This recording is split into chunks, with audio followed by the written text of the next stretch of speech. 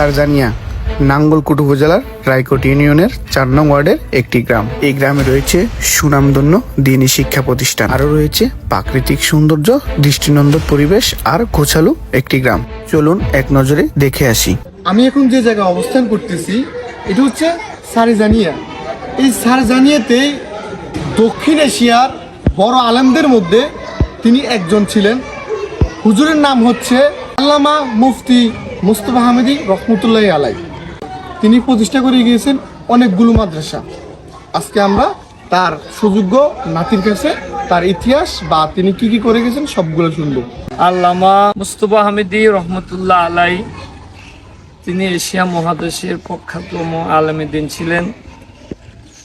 তিনি সারসিনা দারুস সুন্নাত কামিল মাদ্রাসার সুনামধন্য ভাইস প্রিন্সিপাল ছিলেন।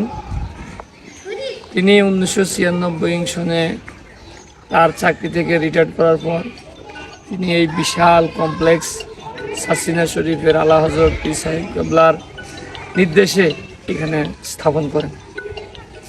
তার এই নির্দেশে 1992 সনে সারজানিয়া জামিয়া সালিয়া দিনিয়া তার প্রস্তাবিত ইউনিভার্সিটি এবং দাখিল মাদ্রাসা এবং এতিমখানা, হাফিজিয়া মাদ্রাসা, সারজানিয়া কুতুতি কারামতি জামিয়া মসজিদ এবং দিনিয়া মাদ্রাসা এবং কুতুবখানা অনেক কিছু তিনি স্থাপন করেন।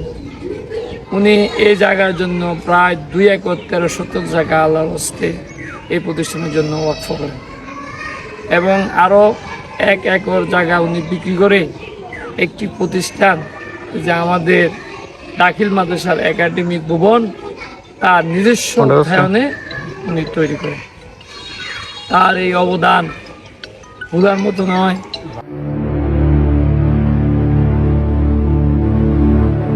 আমি এখন যেখানে অবস্থান করতেছি আর আমার পিছনে যে প্রতিষ্ঠানটি দেখা যাইতেছে এটি হচ্ছে সারজানিয়া মোহাম্মদুল্লাহ সরকারি প্রাথমিক বিদ্যালয়। এই বিদ্যালয়টি স্থাপিত হয় 1996 সালে। আমার পিছনে যে মাছের হেসারিগুলো দেখা যাইতেছে এখান থেকে মাছের পোনা উৎপাদন করে এই গ্রামের বিশাল বড় এই যে ফিশারিগুলো দেখা যাইতেছে এগুলাতে মাছ চাষ করে।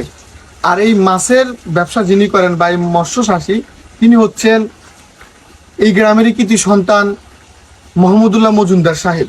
আমি এখন যেখানে অবস্থান করতেছি আর আমার পিছনে যে মসজিদটি দেখা যাইতেছে এটি হচ্ছে সারজানিয়া ফুরোপাড়া বাইতুল জান্নাত জামে মসজিদ। আসসালামু আলাইকুম দাদা। ওয়ালাইকুম আসসালাম। এই যে আমাদের সামনে যে বিশাল পুকুরটি দেখা যাইতেছে এটার নাম কি এবং নামকরণ কিভাবে হয়েছে, ইতিহাস কি আপনি খুলে বলেন। এখানে হিন্দু সম্প্রদায় কয়েকটা ফ্যামিলি বসবাস করছে। ওদের নাম আছিল সামার। এরা কুমার আছিল, কুমার মানে ওই যে ডেকজি হাইলে বানাতে মাঠে মাঠে খাইলে বানায়। কুমার। ওদের নামে ওরা নামকরণ করে গেছে সামার পুকুর। তাহলে তৎকালীন সময় এখানে হিন্দু সম্প্রদায়ের কিছু মানুষ থাকতো, কিছু সম্প্রদায়। এখন তো থাকে না, এখন এখন সব বেশি মুসলমান। সব মুসলমান। তাহলে এই পুকুরের নাম হচ্ছে সামার পুকুর। আর এই নামটা দিচ্ছেন তৎকালীন হিন্দু সম্প্রদায়ের যে মানুষগুলো থাকতো তারা। আপনাকে ধন্যবাদ আমাদেরকে সুন্দর তথ্যটা দেওয়ার জন্য। আমি এখন যেখানে অবস্থান করতেছি আর আমার পিছনে যে ঈদগাহ ময়দানটি দেখা যাইতেছে এটি হচ্ছে সারজানিয়া মধ্যমপাড়া ঈদগাহ ময়দান। এই গ্রামে একটি মানব কল্যাণ সংগঠন আছে যার নাম হচ্ছে সারজানিয়া মানব কল্যাণ সংগঠন। এটি স্থাপিত হয় 2012 সালে। প্রতিনিয়ত এটির কাজ চলতেছে সমাজ ব্যবস্থার জন্য। এই সংগঠন থেকে গ্রামের বিভিন্ন উন্নতিমূলক কাজ চলে, শিক্ষা সামগ্রী এবং কি সমাজ ব্যবস্থা কিভাবে চলবে এখান থেকে শুরু। আমি এখন যেখানে অবস্থান করতেছি আর আমার পিছনে যে দৃষ্টিনন্দন মসজিদটি দেখা যাইতেছে এটি হচ্ছে সারজানিয়া মধ্যমপাড়া জামে মসজিদ। আমি এখন যেখানে অবস্থান করতেছি আর আমার পিছনে যে বিশাল পুকুরটি দেখা যাইতেছে এটি হচ্ছে সারজানিয়া মধ্যমপাড়া বড় পুকুর। আমরা এখন দাঁড়িয়ে আছি সারজানিয়া গ্রামের একদম শেষ প্রান্তে। আমি এখন যেখানে অবস্থান করতেছি এটি হচ্ছে সারজানিয়া গ্রামের দক্ষিণ পশ্চিমের একদম শেষ প্রান্তে। আর আমার পিছনে হচ্ছে 3 থেকে 4টা গ্রামের বর্ডার। হাতের এই পাশে হচ্ছে মটুয়া আর আমার পিছনে হচ্ছে দৌলতপুর, আর এই সাইডে হচ্ছে রামারবাগ।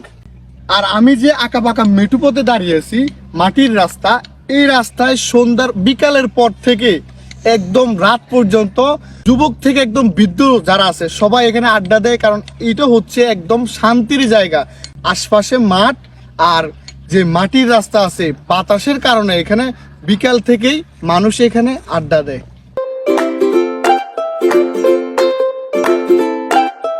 আমরা এখন অবস্থান করতেছি সারজানিয়ার দক্ষিণ পাশের একদম শেষ প্রান্তে। আর আমার পিছনে যে ঘন বনের মতো দেখা যাইতেছে, এটাকে এই গ্রামের মানুষ বলে জরিনাবার ডাঙ্গা। আর মানুষের মুখে শোনা যায় বা এই গ্রামের মানুষই বলে, এই জায়গাতে একটা সময় দিনের বেলাতেও মানুষ আসতো না ভয়ে। এই জায়গাটা ছিল ঘন অন্ধকার থাকতো একটা সময়, কিন্তু কালের পরিবর্তনে এখন আশপাশে সব জায়গায় ঘরবাড়ি হয়ে গেছে। সারাদিন এখানে মানুষ চলাচল করে, কিন্তু এই জায়গাটা একটা সময় ছিল অনেক ভয়ঙ্কর। আমি এখন যেখানে অবস্থান করতেছি আর আমার পিছনে যে মসজিদটি দেখা যাইতেছে, এটি হচ্ছে সারজানিয়া দক্ষিণ পাড়া জামে মসজিদ। আমি এখন যেখানে অবস্থান করতেছি আর আমার পিছনে যে মসজিদটি দেখা যাইতেছে, এটি হচ্ছে সারজানিয়া দক্ষিণ পাড়া ব্যাপারী বাড়ি জামে মসজিদ।